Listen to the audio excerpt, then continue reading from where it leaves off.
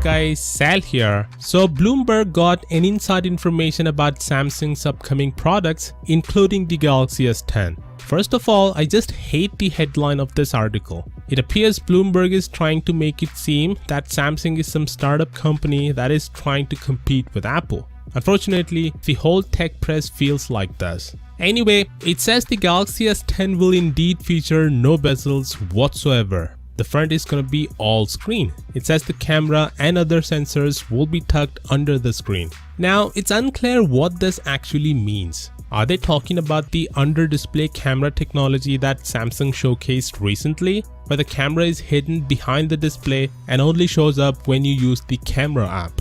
Or the holes-in-display technology? I'm just hoping for the under-display tech. This is a revolutionary technology, and if any Samsung phone deserves this tech, it's the 10th anniversary S10. It's so special to them, and I hope it happens. The report also says that there will be indeed a flat Galaxy S10. I know some of you don't like curved displays, so it's good that Samsung is catering to such people. In any case, I'm really excited for this device. The hype? It's over 9,000!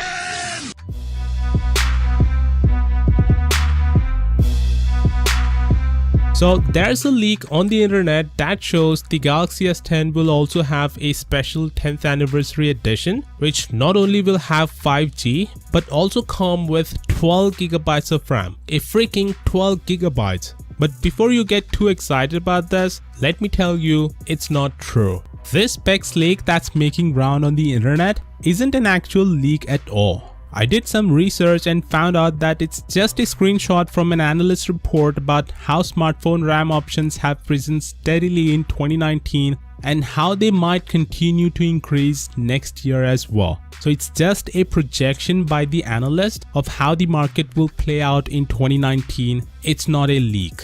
So rest assured, the Galaxy S10 won't have 12 GB of RAM. It'll probably have 4, 6 and 8 GB RAM variants. 12 GB is a distant future at this moment. But I do think the Chinese OEMs will release a phone with 12 GB of RAM next year just to get that bragging rights. Even though technically 12 GB won't make any difference to the device because Android doesn't need that much of RAM at the moment. The one downside of having so much of RAM is that it encourages app developers to be lazy by not optimizing memory management of their apps. The new flagships with this amount of RAM will run the app absolutely fine, but the older devices and even mid-range phones with 4 or 6 GB of RAM may have issues running the app. So I don't support this idea of increasing the specs so much each year. Instead, Google should work on making better optimizations to Android so that we don't need such amounts of RAM to run it smoothly, just like how Apple optimizes the iOS.